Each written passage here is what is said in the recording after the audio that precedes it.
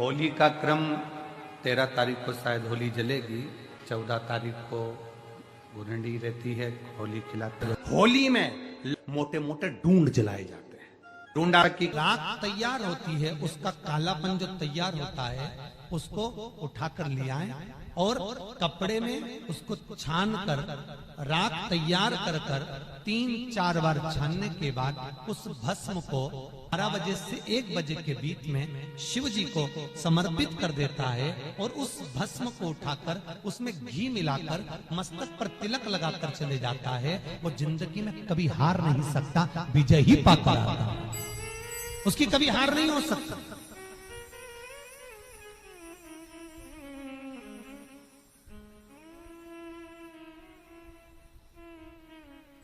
वो कभी हार नहीं सकता। शिव महापुराण की कथा कहती है वो भस्म विजयता को प्रदान करती है। आपको किसी से नहीं कहना, किसी के हाथ नहीं जोड़ना, केवल वो भस्म का तिलक लगाकर जिससे आपका काम निकालना है उसके सामने पहुंच जाए, आपको सुख का अनुभव हो जाए, कार्य सिद्ध। तो भस्म इतनी प्रबल हो गई, शरीर में बहुत बड़ा रोग हो गया, छूटने को तैयार नहीं है, बड़े बड़े इलाज करवा लिए, बहुत दिखा लिया, बहुत सब दूर इलाज करवाया, सब दूर दिखाया, पर मिटने को तैयार नहीं है। तो फिर अबीर का प्रयोग, एक चावल का दाना, एक श्वेत पुष्प और अबीर भगवान शंकर को समर्पित कर धीरे धीरे धीरे धीरे शरीर का रोग अपने आप समाप्त होना प्रारंभ हो जाए। पूरी कहानी गलत बताई। अगर दुनिया के लोग सही कहानी बताते तो भतीजा और बुआ का संबंध खराब नहीं होता। कहानी गलत थी ना। लोगों ने कहा, हिरण्यकशिपु ने अपनी बहन से कहा, बहन तू अपने भतीजे को गोदी में रखकर बैठ जा और चादर ओढ़कर बैठ जाना, तू बच जाएगी, तेरा भतीजा जल जाएगा। तो बुआ भतीजे को जलाने के लिए गोदी में लेकर बैठी। बोलो सही है कि गलत है? लोगों ने कहानी गलत बताई। होली का लोगों ने कहा उसने अपने भतीजे को जलाया। पहले तो होलिका का नाम तो निकालो कि होलिका का नाम क्या है। कथा वालों ने कह दिया हिरण्यकशिपु की बहन थी होलिका, वो अपने भतीजी प्रहलाद को गोदी में लेकर बैठ गई। वो प्रहलाद को हाथी के पांव के नीचे डाला, खोलते तेल में डाला, अग्नि में डाला, इसमें डाला, उसमें डाला, नहीं मरा। आखिरी में अपनी बहन से कहा होलिका तो अपने भतीजे को गोदी में लेकर बैठ जा। पहले उस होलिका का असली नाम तो लाओ, जिस होलिका का नाम विष्णु पुराण में डूंडा लिखा है। क्या नाम लिखा है? डूंडा। होलिका का असली नाम लिखा है विष्णु पुराण में डूंडा। इसलिए आज भी होली में लकड़ी नहीं जलाई जाती, मोटे मोटे डूंड जलाए जाते हैं, क्योंकि उसका नाम डूंडा है। और डूंडा बैठी अग्नि में, भतीजे को गोदी में लेकर बैठ गई। उसके पास में एक ब्रह्मा जी की चादर थी, जिसको ओढ़ कर बैठ जाती थी तो आगी में जल नहीं सकती थी। डूंडा ने देखा चारों तरफ से आगी लग गई, मेरा भतीजा जल जाएगा। तो बुआ को लगा मेरा भतीजा जल जाएगा। बुआ वो होती है जो दुआ देती है, बुआ कभी बद्दुआ नहीं देती है।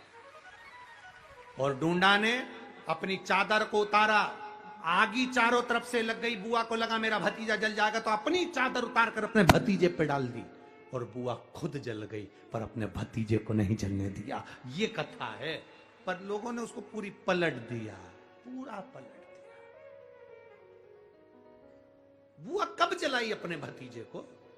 होली का क्रम 13 तारीख को शायद होली जलेगी, 14 तारीख को गुरंडी रहती है, होली खिलाती है। पिछले वर्ष थोड़ा सा होली का क्रम रहा, तो अब की बार सब जगह की होली में ना जाते हुए केवल एक होली, वो भी सीहोर की, वो 15 तारीख को महादेव की होली, मार्च को महादेव की होली। अपने शिवालयों में शंकर जी शिव मंदिर के अंदर चंदन का जल 1 लोटा अवश्य चढ़ाएं। महादेव की होली अवश्य मनाएं। होली आ रही है, लगी नहीं रिया की होली जैसा है। दिवाली आती है तो लगता ही नहीं कि दिवाली जैसा है। राखी आती तो लगता ही नहीं राखी जैसा है। सारे त्योहार फीके हो गए गुरुजी। हमने कहा त्योहार फीके नहीं हुए, त्योहार का कलर फीका नहीं हुआ, त्योहार का रंग फीका नहीं हुआ है। बस त्योहार वही है, गुलाल वही है, मिठाई वही है, गुजिया पपड़िया वही है, खुरमे चकरी वही है, पपड़िया वही है, गुजिया वही है, इंसान वही है, बस बाजार में से जो रौनक समाप्त नहीं हुई है, रौनक आपके भीतर की समाप्त हो गई। आपके भीतर इतनी ईर्ष्या भराती गई, इतनी ईर्ष्या भराती गई, इतनी ईर्ष्या भराती गई कि वो ईर्ष्या के कारण, उस अहंकार के कारण, उस अहम के कारण तुम एक दूसरे से मिलना पसंद नहीं कर पाते। पहले के लोग कहते थे हमारे यहाँ जब होली होती थी इतने लोग आते थे, मिलने जाते थे, गुलाल लेकर जाते थे। आजकल तो कोई दिखता नहीं है। कारण केवल इतना सा है, तुम्हारा अहंकार, तुम्हारा ईगो, तुम्हारा अभिमान तुम्हें अपने घर से बाहर नहीं निकालता। तुम घर से बाहर नहीं निकलते अपने अहंकार के कारण, अपनी काया के कारण, अपनी अभिमतता के कारण आप दूसरे से मिलना पसंद नहीं करते। जरा सा कोई ने कलर लगाया तुम्हें क्रोध आ गया, जरा सा किसी ने गुलाल लगाया तुम्हें गुस्सा आ गया, जरा सा कोई आया भाभी जी भैया जी करके गुलाल लगा गया, तुम न न न न न न न न न कहां जाओ। इतने वीआईपी हो गए, इतने वीआईपी हो गए, इतने वीआईपी हो गए कि अपने त्योहारों से भी दूर हो गए। मेरा निवेदन है, होली का त्योहार आ रहा है, उस फागुन के त्योहार में मेरा देवाधिदेव महादेव माता पार्वती के साथ होली खेलता है, मेरा कृष्ण कन्हैया राधा रानी के साथ होली खेलता है। आप भी अपने इष्ट मित्रों के साथ होली खेलिए और दिल से खेलिए। अरे सीहोर में, सीहोर जिले में एक होली होती थी। उस होली का नाम हमने पिछली बार बदल दिया था। कौन सी होली कर दी थी? महादेव की होली। पिछली बार हमारे सीहोर जिले में हमेशा होती आई थी वो होली, थोड़ा उसका नाम हमने चेंज कर दिया था तो उसको महादेव की होली कर दिया था। मेरे सीहोर जिले के रहने वाले सभी रहवासियों से, जिले भर के निवासियों से निवेदन करना चाहूंगा, वो पुरानी होली को बंद कर महादेव की होली नाम दिया गया है। शिव मंदिर में जाना है, चंदन का जल शिव जी को 1 लोटा चढ़ाना। एक बात अपनी जिंदगी में उतार कर रखो, शंकर भगवान को घी का दिया भी लगाओ तो तुम्हारे घर में जो असली घी हो, थोड़ा सा भले 1 पत्ती लगाओ, भले इतनी सी बत्ती जलाओ, पर असली घी की जलाओ। शिव जी को अगर चंदन भी लगा रहे हो तो असली लगाओ। शंकर भगवान को चावल भी चढ़ा रहे हो तो असली चढ़ाओ। शंकर भगवान को अगर अष्टगंध भी चढ़ा रहे हो तो असली चढ़ाओ। केमिकल का कोई चीज मेरे महादेव को मत चढ़ाओ जिससे भगवान शिव की मूर्ति नष्ट हो। ऐसी कोई चीज मेरे महादेव को ना चढ़ाओ। अगर शंकर भगवान के साथ आप होली खेल रहे हो तो चंदन का पानी शंकर भगवान को चढ़ाइए, अष्टगंध का जल भगवान शिव को चढ़ाइए। तो करो तैयारी, आ रहा है त्रिपुंड धारी महादेव की होली। बड़े आनंद के साथ मेरा निवेदन, अपने शिवालयों में, शंकर जी के मंदिरों में, सीहोर जिले के प्रत्येक शिव मंदिर के अंदर चंदन का जल 1 लोटा अवश्य चढ़ाएं, महादेव की होली अवश्य मनाएं। और भाव के साथ 5 मंदिर हम भी जाएंगे, कोई जुलूस नहीं, कोई क्रम नहीं, बस बाबा को आराम से जल चढ़ाना ही एक नियम है और बाबा को जल चढ़ाएंगे।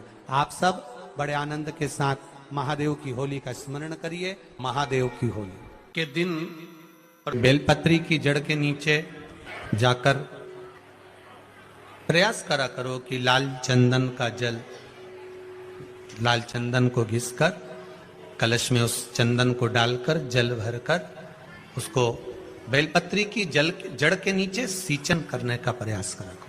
है कि धीरे धीरे कर कर वो दुख समाप्त होगा, वो दुख कटेगा ही।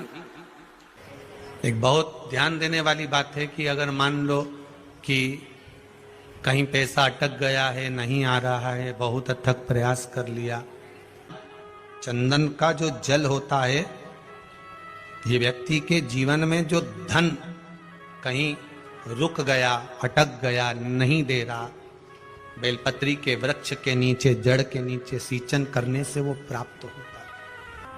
अथर्ववेद में वर्णन किया गया कि पीपल के वृक्ष की जो जड़ होती है, बेलपत्री के वृक्ष की जो जड़ होती है और आंवले के वृक्ष की जो जड़ होती है, इसके नीचे स्वर्ग का निवास होता है। किसका निवास है? स्वर्ग का निवास।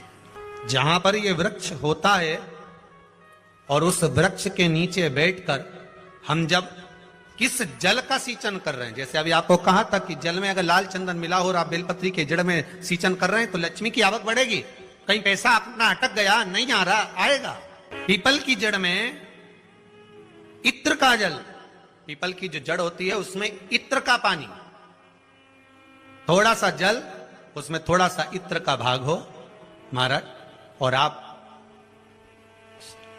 भगवान पीपल देव, पिपलेश्वर महादेव का स्मरण कर कर पीपल की जड़ में अगर जल चढ़ा रहे हैं और मान लो शरीर में कोई कष्ट हो गया है, शरीर में कोई रोग हो गया है, कोई मालूम पड़े ये हाथ 4 दिन से दुख रहा है या 4 दिन से ये नस दब गई है या ये कमर दब रही है, तो आप 2-4 दिन कर देखो।